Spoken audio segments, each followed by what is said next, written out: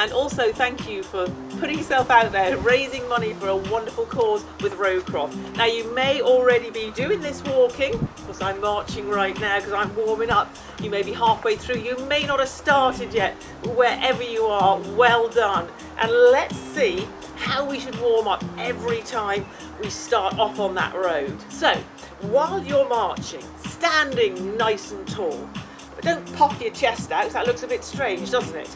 So you want to just relax the shoulders and that will keep you upright. Draw that belly button in just a little bit so you can chat to your friends.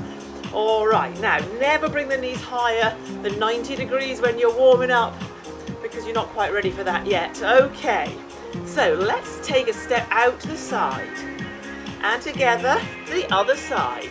So just stretching all the different parts of the leg, inner thigh.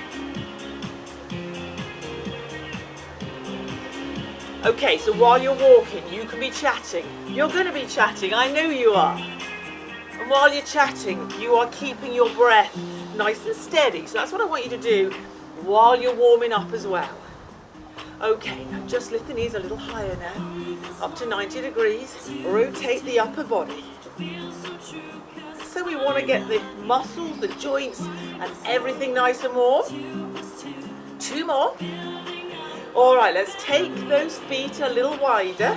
Squat position, hips go back and down and up. So remember, weight goes into the heels when you're warming up. Now this warms up the glutes as well as the back of the legs, but only if you put that weight back into those heels. Keep your chest up. Now let's push those arms back as we squat down. So just to open up the chest, that's good. And breathe. 2 more like this. Okay, now I'm going to come forward and heel strike into a lunge. So now I'm going to open up my hip flexors, hugely important muscles that we often forget about. But without them, you wouldn't be walking anywhere.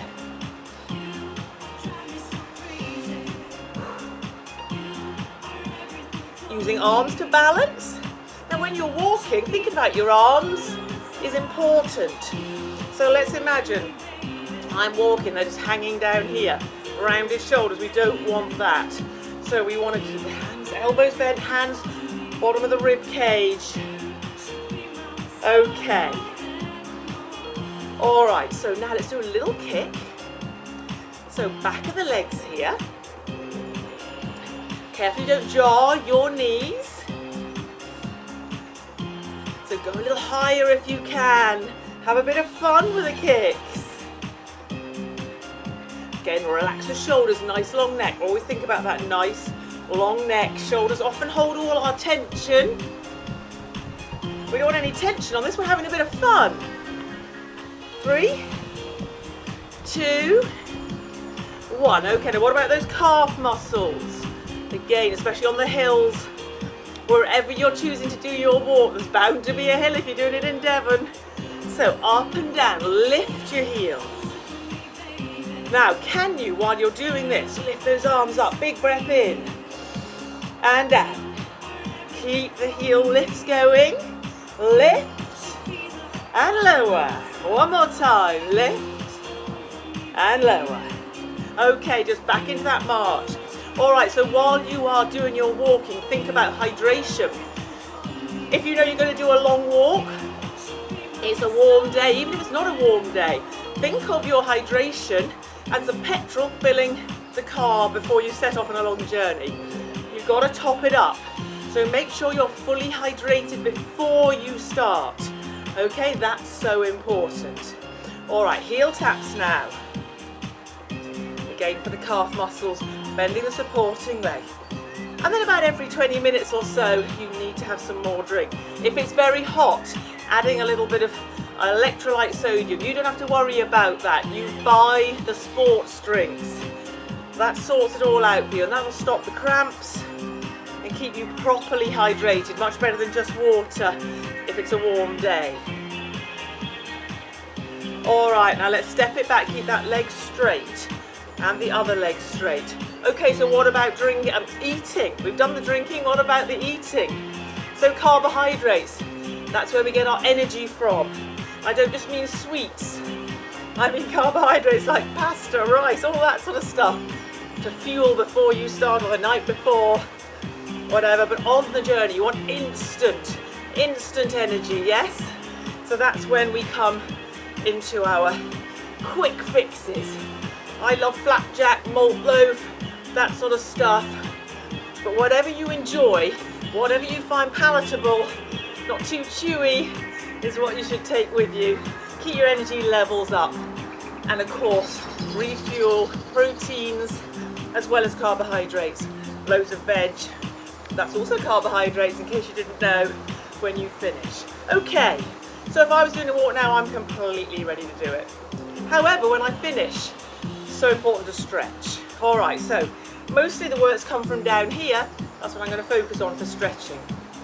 Okay, so I'm a great believer in 2 for 1, saving time. I want to stretch both my hamstrings, back of the legs. So I'm going to keep the knees soft a little bit, push the hips back until I can feel a pull coming through there.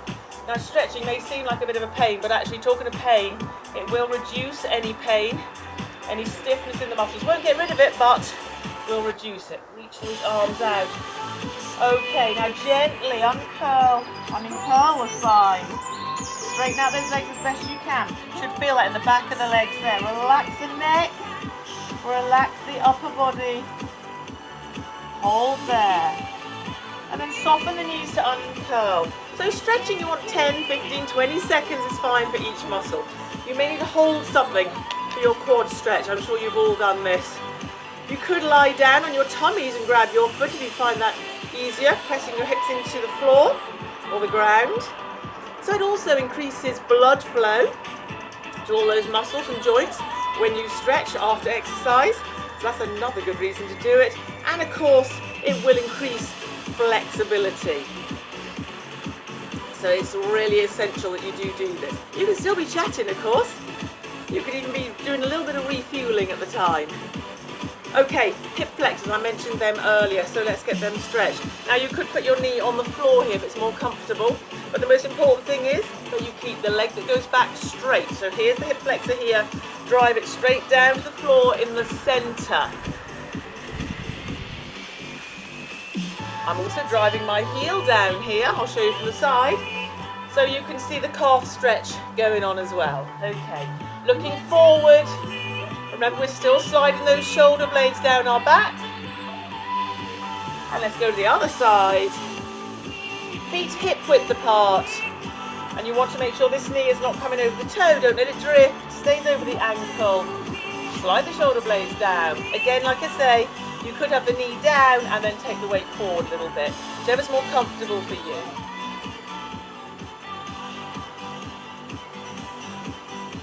Well done, and finish off with lovely hip rolls. Loosens off all the joints around the hip muscles and also gets rid of any lactic acid that may have built up, depending how fast you walked. One more time, the other way. Okay, bring those feet together, take a deep breath in. Feel good about yourself, whatever you've done it for a wonderful cause. I hope you really enjoyed it, I hope you do enjoy it. Thanks for joining me. Get out there walking.